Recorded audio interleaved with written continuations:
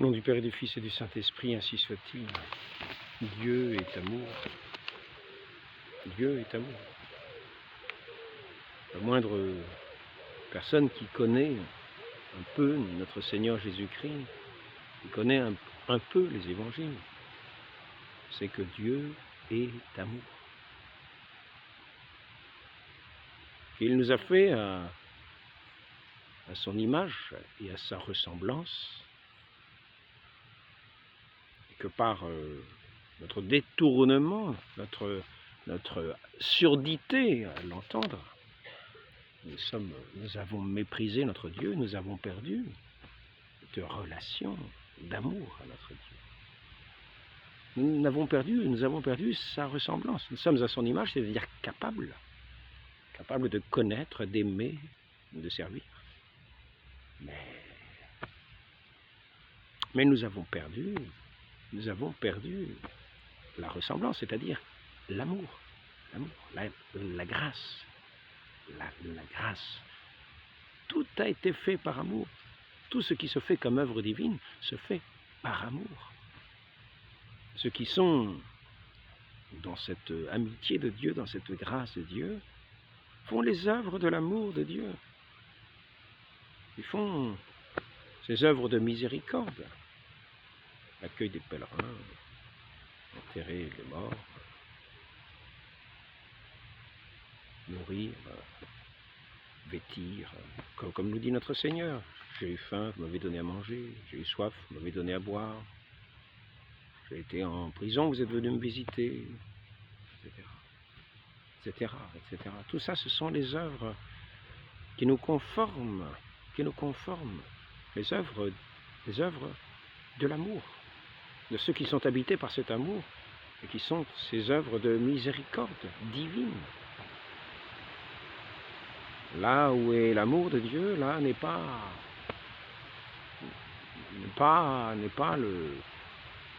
l'indifférence et le mépris des créatures, ni même de la parole de Dieu. L'homme est à son écoute. Notre Seigneur est venu donner le signe de son amour, c'est-à-dire sa croix. Il n'y a pas de plus grand amour que de donner sa vie pour ceux qu'on aime. Il nous montre un exemple pour nous inviter à nous faire, nous aussi, les serviteurs de tous. À la veille de sa passion, il s'abaisse devant ses disciples et il nous montre un exemple. Pour que nous le suivions, nous qui l'écoutons, nous qui l'aimons, nous qui avons été rétablis parce que nous l'avons écouté, nous l'avons entendu. Nous avons compris ce qu'il nous disait. Nous avons compris ce qu'il nous disait en ce sens que nous ne l'avons pas écouté en lui disant oui, oui, oui, oui, oui, oui. Et puis en disant ben d'accord, je crois. Et puis en gardant les bras croisés. Donc je voudrais continuer un petit peu le propos au sujet du cœur du protestantisme, qui est un anéantissement de toute l'œuvre divine. L'anéantissement de toute l'œuvre divine, de toute l'œuvre qui est venue établir notre Seigneur sur cette terre, établir son royaume, qu'il a confié à des hommes ici-bas, son Église. Pour qu'il y ait cette unanimité des cœurs dans l'amour, unis dans l'amour. De même que mon Père et moi, nous sommes un. Soyez un. Il nous invite à être un avec notre Seigneur et être un entre nous, c'est-à-dire constituer cette assemblée autour de notre Seigneur dans l'Église qu'il a lui-même fondée. C'est son royaume établi sur cette terre. Il est venu le fonder, ce royaume, il est venu semer sa parole. Et cette parole l'a pris au cœur des gens de ses disciples qui ont cru en lui. Le premier miracle qu'il a fait, à Cana, miracle d'une alliance d'un mariage, comme le mariage, comme l'alliance entre Dieu et les hommes, faite dans le sang du Christ. l'humanité retrouve cette amitié de Dieu, cet amour, dans ce don de l'Esprit Saint, qui vient les vivifier, qui vient les fortifier, qui vient les établir dans cette paix avec leur Dieu, dans cette paix avec eux-mêmes, dans cette paix avec leurs frères, dans cet amour, dans cet amour. Notre Seigneur n'a pas établi un royaume où simplement on dit je crois, mais je ne fais rien. Je suis sauvé en croyant sans rien faire. Je suis sauvé, je crois. Ah ben, si nous croyons,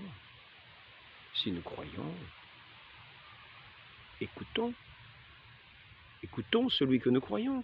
Si nous croyons, témoignons que nous croyons en écoutant celui en qui nous croyons, en qui nous avons mis notre foi. Si nous dites que nous croyons, ne nous contentons pas de dire nous croyons, sans écouter. Tout le message de notre Seigneur consiste à établir son royaume d'amour sur cette terre. Non pas un royaume, non pas un royaume de gens qui sont là simplement à dire « Seigneur, Seigneur, Seigneur ». Non, non, cela est condamné. Cela est condamné. Alors bien sûr, les protestants vont commencer leur outil de sape principal pour tout casser, pour tout démolir, c'est de dire la chose suivante. D'ailleurs, je vais le lire. Je vais le lire, ça sera aussi simple. J'espère que je vais amener le texte. Je commence à en faire. Alors, je les enroule maintenant. Je les mets en rouleau. C'est pas mal le rouleau. Avec un élastique. Ça en tient plusieurs. Je peux les classer aussi en rouleau. Alors donc, Romains 3, c'est Romains 3,28 qui est un des plus déterminants. Romains 3,28. Je pense que c'est une des causes de leur perte en fait. Une des causes de leur perte. Romains 3,28. Parce qu'il faut savoir, l'écriture seule, il faut savoir que Satan s'est servi de l'écriture. Il y a différents moyens de se servir de l'écriture, d'utiliser l'écriture, d'écouter l'écriture.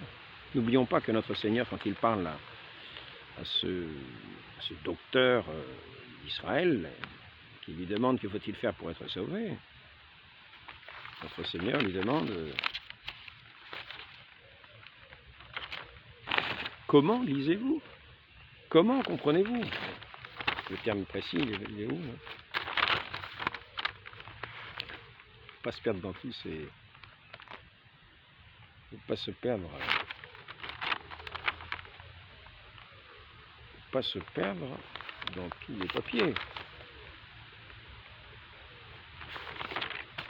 Ce que je vais emmener. Ce temps-là, un docteur de la loi se leva et mit Jésus à l'épreuve en disant Maître, que dois-je faire pour avoir en héritage la vie éternelle? Jésus leur demande qu'est-il écrit dans la loi? Et puis il les demande et comment lis-tu? Parce que la façon de lire de Satan, le diviseur, n'est pas la même de ceux qui sont vraiment à l'écoute, qui comprennent ce qui est dit et qui font passer dans leur cœur pour le mettre en pratique. Si ce n'est pas ainsi, la foi, comme le dit saint Jacques, est morte. On comprend, on écoute, on comprend, on reçoit dans son cœur, dans sa volonté, et on met en pratique par la grâce de Dieu. Il nous a établis dans sa grâce pour ceux qui écoutent véritablement. Pas ceux qui écoutent pour condamner, pas ceux qui écoutent pour piéger, comme fait Satan au désert lorsqu'il tente notre Seigneur, lui proposant « change ces pierres en pain, jette-toi du sommet du pinacle, mets-toi en adoration devant moi, je te donnerai tous les royaumes de la terre ». À chaque fois, il cite une écriture, il peut citer une écriture. Oui. Donc, il faut savoir qu'il y en a qui sont très habiles à citer les Écritures, qui ont de grandes connaissances des Écritures, et qui sont... Cela ne suffit pas. Ce n'est pas l'Écriture seule. Il faut écouter. écouter. Celui qui a la foi, il écoute. Et après ça, il ne se contente pas d'écouter et de dire « Seigneur, Seigneur ». Non, s'il appelle Seigneur, c'est parce qu'il le met en pratique. Pourquoi m'appelez-vous Seigneur, Seigneur et ne faites-vous pas ce que je dis? Ce sont des paroles extrêmement simples. Si nous avons foi en notre Seigneur, faisons ce qu'il nous dit. Croyons ce qui est dit. Alors maintenant, nous avons Saint Paul. Alors, je vais essayer de le retrouver. Romains 3, 28. Mais ce n'est pas le seul. Hein. Vous avez aussi Éphésiens 2, 28, je crois. Non, 2, 8. Hein. Éphésiens 2, 8. C'est pas mal aussi. Est-ce que je vais arriver à lire? J'en ai prendre une loupe. C'est par la grâce, en effet, que vous êtes sauvés, par le moyen de la foi. Cela ne vient pas de vous. Et là c'est et c'est le don de Dieu. Cela ne vient pas des œuvres. Les œuvres, nous sommes son ouvrage, créé en Jésus-Christ, en vue. Ah bah ici, tiens, ici nous avons déjà une réponse. Il ne s'agit pas d'avoir simplement la foi pour avoir la foi. En vue des bonnes œuvres, des œuvres bonnes que Dieu a préparées pour que nous les pratiquions. Tiens, c'est pas mal ça aussi. Vous voyez ? Nous ne sommes pas sauvés par les œuvres que nous faisons. Et le fait que nous ayons la foi dans le Christ, nous sommes sauvés par, non pas par nos œuvres, mais par ce don que Dieu a fait de lui-même, de sa vie sur la croix. Il a versé son sang pour nous racheter de nos péchés, pour effacer nos péchés. Et nous avons cette foi, mais nous n'avons pas que cette foi, nous l'écoutons. Et cette foi fait que nous l'écoutons. C'est parce qu'il est notre Sauveur que nous l'écoutons et que nous ne méprisons pas ses paroles. Il ne s'agit pas de dire oui, c'est la foi sans les œuvres. Nous sommes sauvés par notre Seigneur Jésus-Christ gratuitement. Gratuitement. Il est venu gratuitement nous donner sa vie. Et nous aurions beau remuer le monde entier, faire toutes les œuvres que nous voudrions faire. Si notre Seigneur n'avait pas donné sa vie, tout cela serait vain. Nous serions toujours sous la loi et sous la condamnation de la loi. Parce que personne n'accomplit les œuvres de la loi. Parce que tout le monde est pécheur. Parce que tout le monde est pécheur. Néanmoins, celui qui a foi, qui a mis sa foi dans le Christ, que le Christ a racheté de ses péchés, qui est mis en amitié avec son Dieu, dans les eaux du baptême où il est régénéré, nul ne peut entrer, écoutons notre Seigneur, si nous croyons en lui, si nous avons foi en lui, écoutons notre Seigneur, nul n'entrera dans le royaume des cieux, dans le royaume des cieux, s'il ne renaît de l'eau et de l'esprit. S'il ne renaît, c'est une renaissance, nous sommes des créatures nouvelles. C'est-à-dire que nous renaissons à quoi? À l'amour de Dieu. Pour faire ces œuvres qu'il a préparées pour nous, pour que nous le mettions en pratique. Pour que nous soyons ses ouvriers. Non pas des manchots. Mais c'est pour cela que si nous disons Seigneur, Seigneur, en disant j'ai la foi, et si nous disons Seigneur, Seigneur, sans mettre en pratique ce qu'il nous dit, sans participer à ses œuvres, après avoir entendu sa parole, prétendument entendu sa parole, car tous ceux qui entendent ses paroles ne les comprennent pas. Il y en a qui écoutent et qui n'écoutent pas en même temps. Eh oui, il faut quand même le faire, ce n'est pas moi qui le dis. Je vais vous faire une petite démonstration de ceux qui sont capables d'écouter, de ne pas écouter et de ne pas comprendre.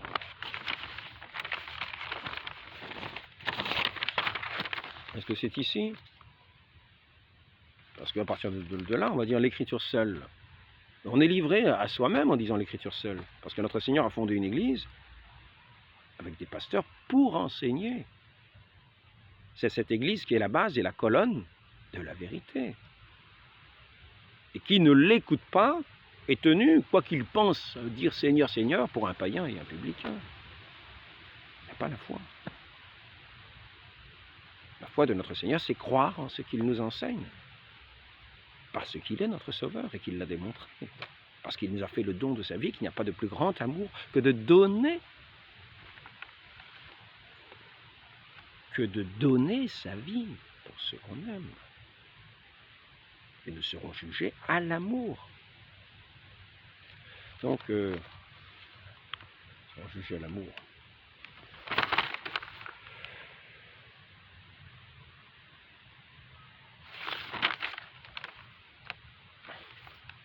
Qu'est-ce que je cherchais déjà? Je me souviens plus ce que je cherchais un texte, mais je m'en souviens plus duquel. Ah ouais, je suis bien embêté. Je suis bien embêté. Je cherchais une référence. Il faudrait que je revienne en arrière dans l'enregistrement, mais je peux pas.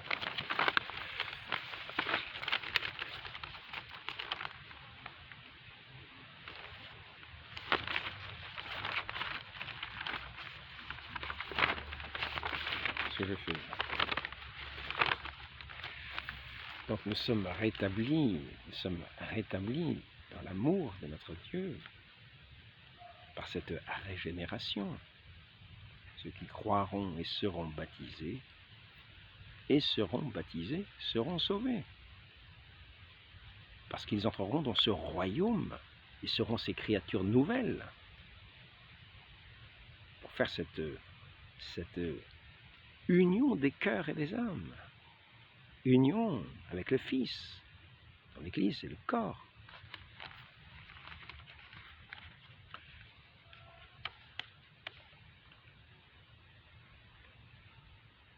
Donc j'étais en train de dire, nous ne pouvons pas, parce que nous sommes sous la loi ancienne, sans le salut de notre Seigneur, sans ce don de notre Dieu, qui est un don gratuit, indépendamment de nos œuvres, parce que nous étions tous pécheurs. En même temps, en faisant dans le don de sa vie sur la croix, en faisant en même temps justice et en justifiant. C'est-à-dire justice, tous ceux qui ne croient pas tomberont sous le coup de la loi. Mais qui les tient enfermés, qui les condamne, du fait qu'aucun n'applique la loi. Et en même temps justifiant, en ce sens que tous ceux qui auront foi en lui, qui est l'accomplissement parfait de la loi, qui a donné sa vie pour notre rachat, qui a pris sur lui tous les péchés de l'humanité, eh bien, là, nous devenons justifiés, parce que nous avons foi en lui. Nous avons foi en lui, et cette foi en lui ne fait pas de nous des sourds, qui ne savons pas écouter. Car, je le répète, il y a manière et manière d'entendre. Certains vont dire les Écritures seules, mais lorsque nous savons de quelle manière, le nombre de manières, et les Écritures nous l'enseignent. Il suffit de lire la parabole du semeur. La parabole du semeur, il y a ceux qui sèment le bord du chemin. Ils entendent la parole et ils ne la comprennent pas. Et le malin vient enlever cette parole afin qu'ils ne soient pas sauvés. Donc ils entendent et ils ne comprennent pas. Et comprenons bien que face à ce livre hermétique, pour tous ceux qui n'ont pas cette oreille pour entendre. Oui, c'est ça la phrase que je disais. Ils entendent sans entendre.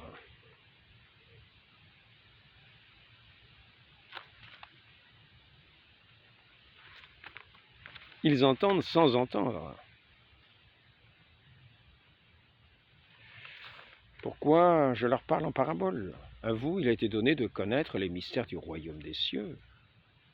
Mais ce n'est pas donné à ceux-là il regarde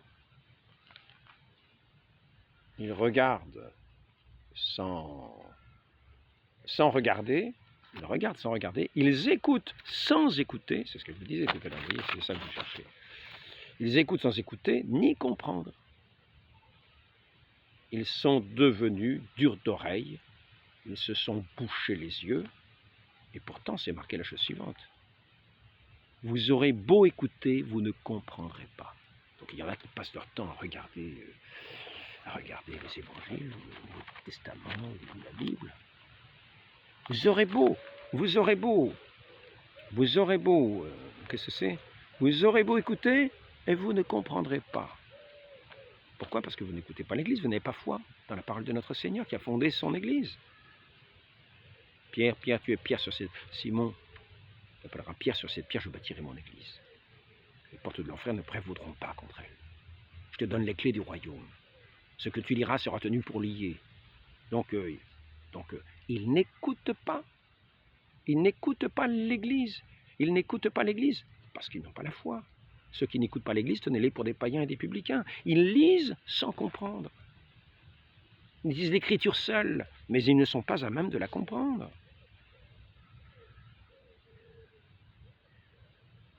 Ils sont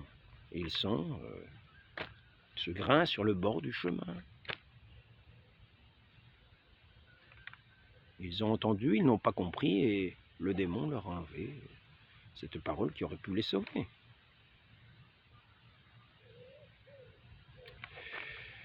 Et qu'a-t-il dit, au fait, après cette parole? Ils n'écoutent pas l'Église. S'ils n'écoutent pas l'Église, tiens-les pour s'ils ne veulent pas écouter l'Église, tiens-les pour un païen et un publicain. Notre Seigneur rajoute, je vous le dis en vérité, tout ce que vous lirez sur la terre, il parle justement à ceux à qui il a remis les clés en main. Saint Pierre, les apôtres qui sont en lien avec lui.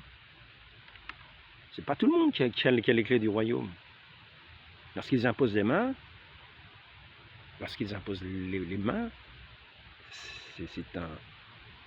c'est pour l'octroi d'une grâce. L'octroi d'une grâce de Dieu, d'un don de Dieu. Et nous voyons cela, je crois que c'est la lettre à Timothée. J'ai mis beaucoup trop de notes. Donc il lui dit de raviver la flamme de ce don qui a été fait quand il lui a imposé les mains. Donc sachons bien que nous sommes dans une église, l'église du Dieu vivant, et véritable.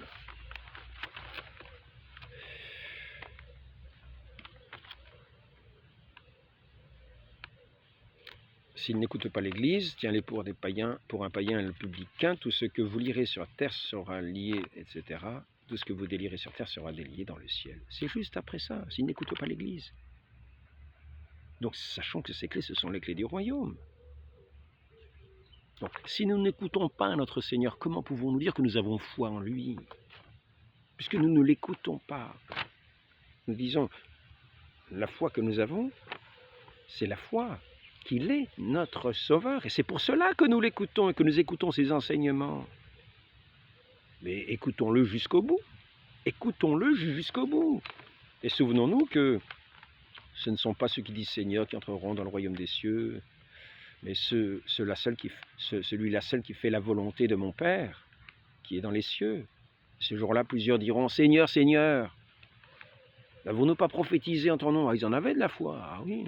N'avons-nous pas prophétisé en ton nom? Ils ont fait leur volonté propre, ils n'étaient pas dans l'église, ils étaient à côté. Seigneur, Seigneur, n'avons-nous pas prophétisé en ton nom?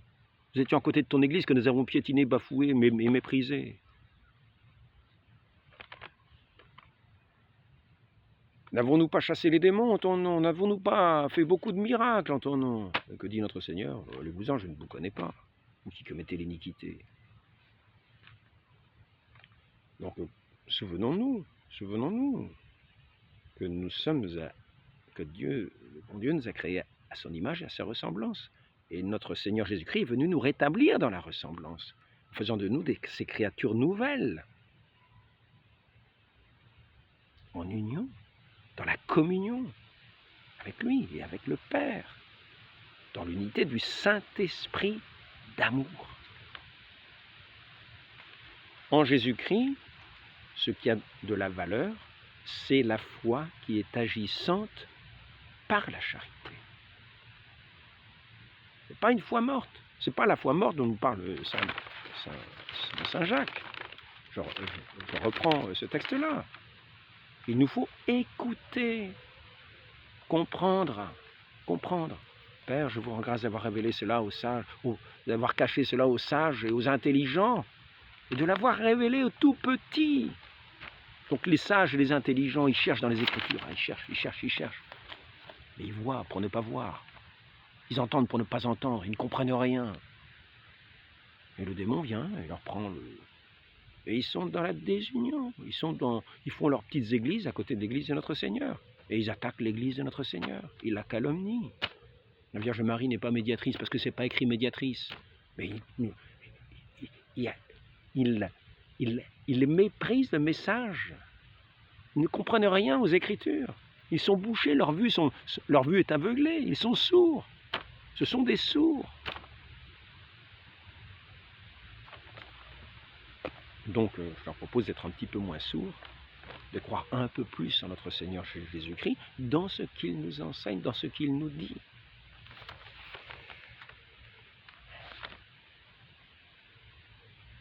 Venez les bénis de mon Père, car j'avais faim, vous m'avez donné à manger. Venez les bénis de mon Père. Mais qu'est-ce qu'il dira aux autres? Allez-vous-en, maudits, au feu éternel qui a été préparé par les anges pour vous. Allez au feu éternel. J'ai eu faim, vous ne m'avez pas donné à manger, j'ai eu soif, etc., etc. Quand vous ne l'avez pas fait au moindre de ces petits, c'est à moi que vous ne l'avez pas fait. Nous sommes rétablis par la foi dans notre Seigneur Jésus-Christ, parce que nous savons qu'il est notre Sauveur, gratuitement, qu'il est venu gratuitement nous donner le salut. Nous sommes introduits dans ce règne de Dieu, ce règne de l'amour. Ce n'est pas pour être des manchots dans le domaine de l'amour. Il ne s'agit pas d'être aveugle et sourd dans le domaine de l'amour. C'est la foi morte. Ah, c'est ça que je cherchais. La foi morte, la foi vive, la foi morte. C'est le B à bas que Saint Vincent enseignait dans son catéchisme à la rencontre. La foi vive et la foi morte.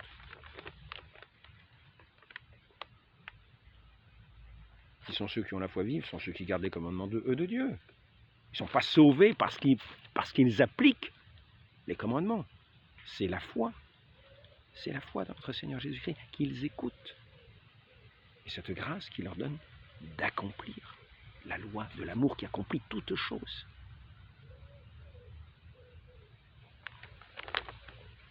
Et qui efface l'amour, efface une multitude de péchés, nous s'est-il dit. N'oublions pas qu'il y a aussi les œuvres pour lesquelles Saint Jean dit de ne pas prier. Ce sont des œuvres de péché mortel. Et ça, il s'agit pour ceux qui sont défunts. Quand il est trop tard, pas prier pour des gens qui...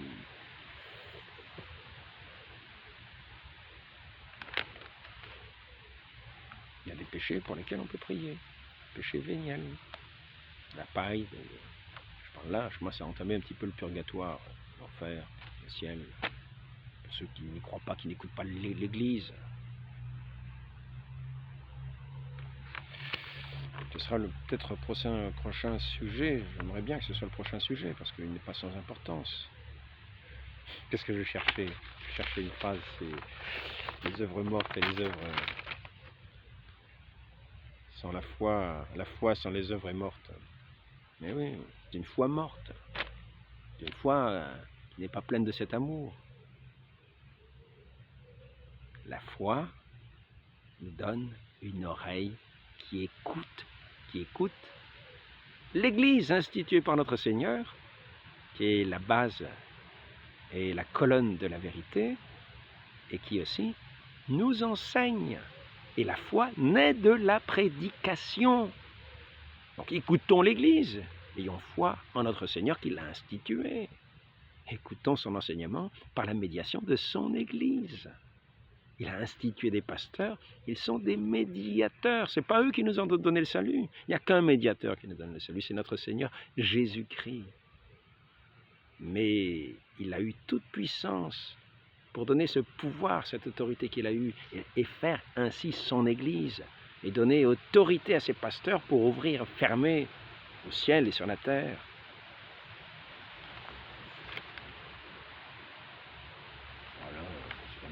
justifié, quoi. Voilà, ici. Vous le voyez, c'est par les œuvres que l'homme est justifié, et non par la foi seulement. Saint Jacques, chapitre 2, versets 24-25. La foi sans les œuvres est morte. Mais c'est dans la foi en Christ, c'est pas sans la foi en Christ. Comprenons-le bien. Comprenons bien ce qui est dit. Ne disons pas que nous croyons au Christ si nous ne l'écoutons pas. Nous n'avons pas la foi. Si nous n'écoutons pas l'Église, nous sommes des païens, des publicains. Nous avons notre façon de voir l'Évangile. Nous lisons sans comprendre. Nous ouvrons les yeux sans rien voir. Et finalement,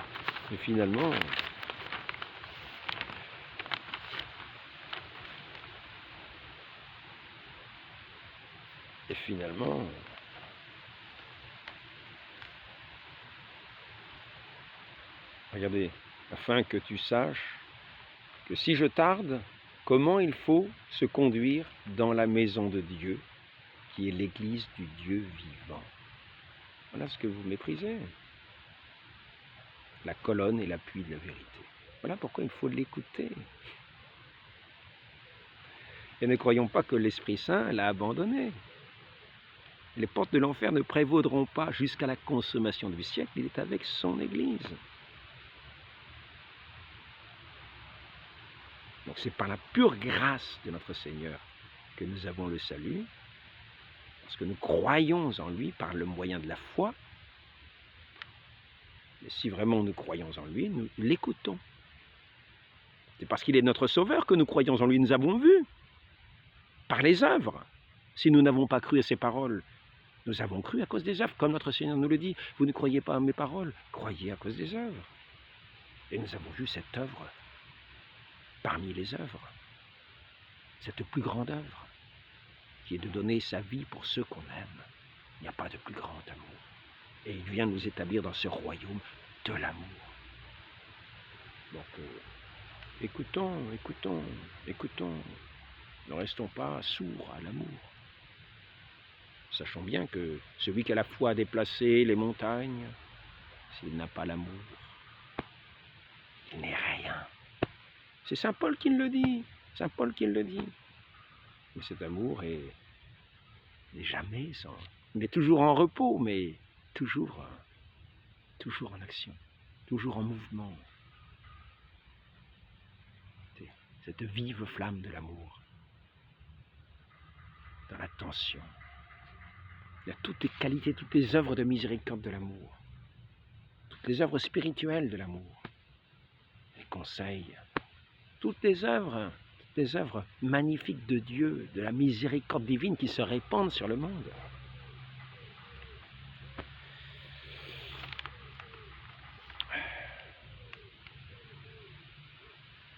On veut avoir la foi à transporter les montagnes, sans la charité je ne suis rien. 1 Corinthiens 13, 2. Ça c'est l'écriture.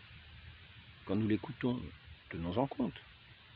Donc ce n'est pas par nos œuvres que nous sommes sauvés, ce n'est pas par les œuvres de la loi que nous sommes sauvés, c'est par le don de notre Seigneur qui nous a fait cette grâce de nous donner sa vie, lui qui est le pain vivant descendu du ciel. Mais nous saisissons, nous prenons ce pain, prenez et mangez, nous prenons ce pain et nous en vivons. Nous ne sommes pas des morts, nous en vivons de ce pain vivant. Nous fructifions dans toutes les œuvres divines. Sans cela, notre foi est morte. Montre-moi ta foi, toi qui n'as pas les œuvres. Moi, c'est par les œuvres que je te montrerai ma foi.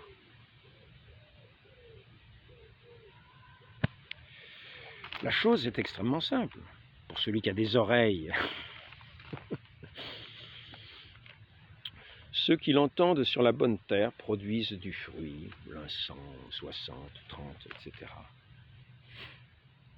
Et à quoi est-ce qu'on reconnaît le disciple du Seigneur?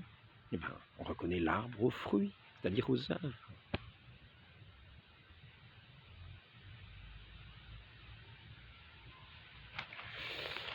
Alors, Tous sont péchés, sont privés de la gloire de Dieu. Ils sont justifiés gratuitement par la grâce en vertu du rachat qui est en Jésus-Christ, que Dieu a exposé comme instrument de propitiation par son sang moyennant la foi. Voilà. Seulement lorsque nous entrons dans ce royaume dans lequel il nous permet d'entrer par ce don de lui-même, nous marchons à sa suite, à son imitation, selon les inspirations divines du Saint-Esprit, qui guide son Église et qui guide chacun dans son Église. Pour la plus grande gloire de Dieu, car notre Seigneur nous dit bien, la gloire de mon Père, c'est que vous portiez beaucoup de fruits. Dernière chose, «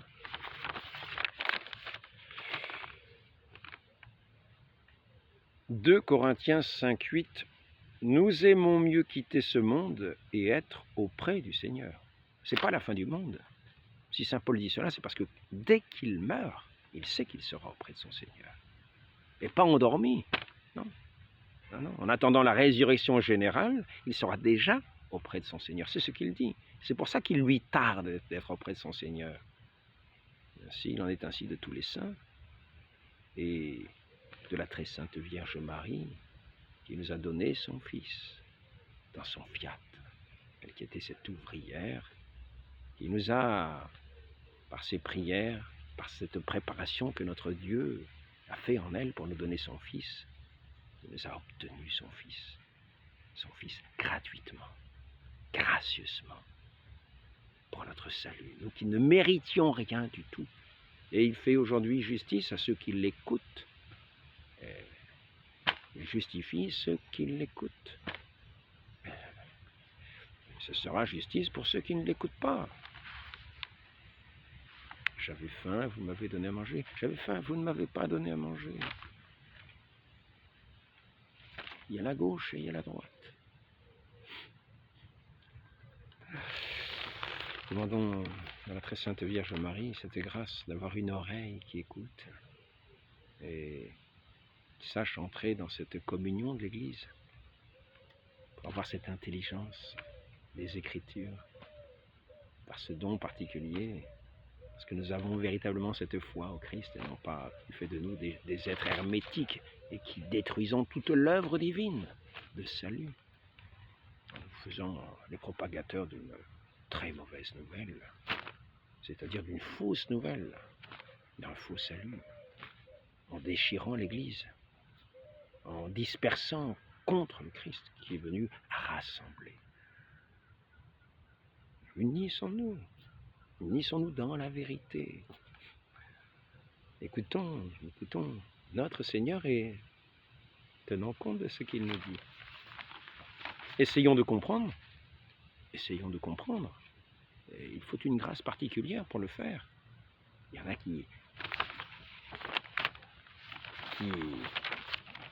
qui, voyons, que c'est l'expression. Moi,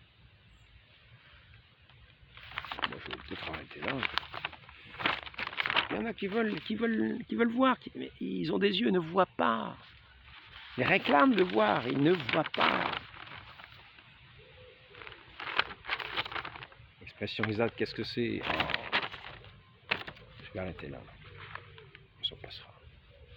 Très Sainte Vierge Marie, Mère de l'Église, Mère de notre divin Fils, et il a voulu être notre frère qui a donné sa vie pour nous, pour que nous entrions et que nous soyons des frères en faisant la volonté de son Père. Vous avez appris cette prière, que votre volonté soit faite. Il ne s'agit pas de dire que votre volonté soit faite en étant manchot, non. Il nous a donné des bras, des jambes, des yeux, pour les employer à toutes ces œuvres telles que sa volonté sera. S'il veut que nous soyons dans une chaise roulante, s'il veut que nous soyons dans un coin comme une balle, comme le disait Sainte Thérèse, une balle, il fait ce qu'il veut. Mais nous appliquons à demeurer dans sa volonté. Mais ayons soin d'écouter les plus petits, car notre Seigneur est dans les plus petits, dans ceux que le monde méprise.